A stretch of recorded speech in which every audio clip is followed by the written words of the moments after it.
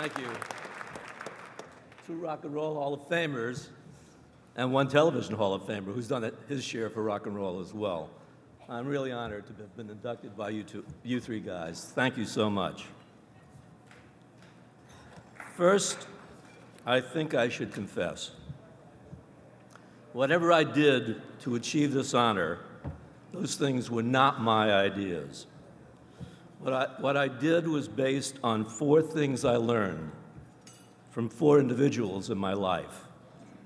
So instead of reciting a long list of well-deserved thank yous tonight, let me simply mention the four crucial lessons I've learned. Lesson one, right out of UCLA, I got hired by Norman Granz to work at his jazz label, Verve. From Granz, I learned my first lesson on how to run a label. Granz taught me that a record executive should not mess with the artist's music.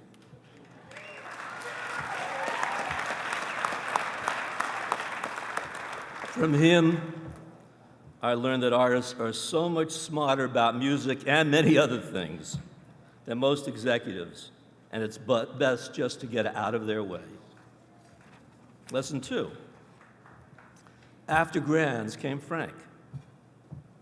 When I first met him, Frank Sinatra was not happy with his record company. Frank had tried to buy Verve from Granz. No deal. Frank then told me he wanted to start his own label, one called Reprise.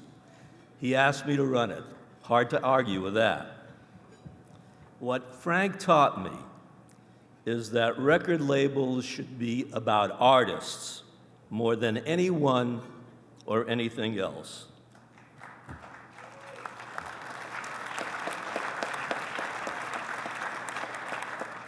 That it's the music and not the bottom line that should get our highest priority.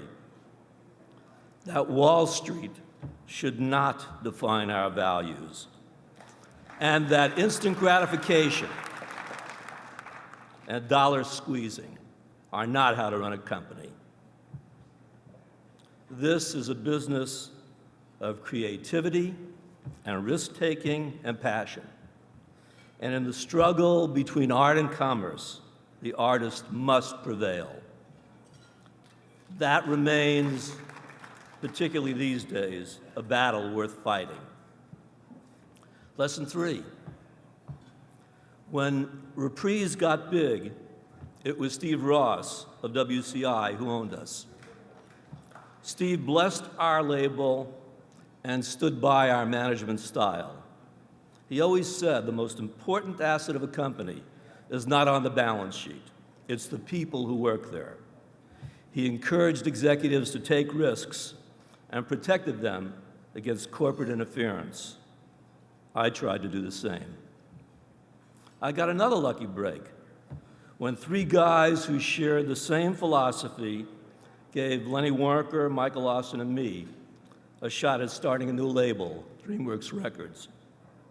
At DreamWorks, we still follow the advice of Norman, Frank, and Steve. Those three are gone now, but their philosophies of what makes a company work live on. I promised you four individuals. Four. Because of her, I've had a good life and loving family. We are now three generations. The two of us, our children, Randy, Kenny, Michael, and Joyce, and our three granddaughters, Anika, Layla, and Annabelle. All begun because I learned one more great rule. I learned this rule over 50 years ago. It is the most important thing any of you can ever do to get a Lifetime Achievement Award is marry Evelyn. I love you, sweetheart, and all of you guys.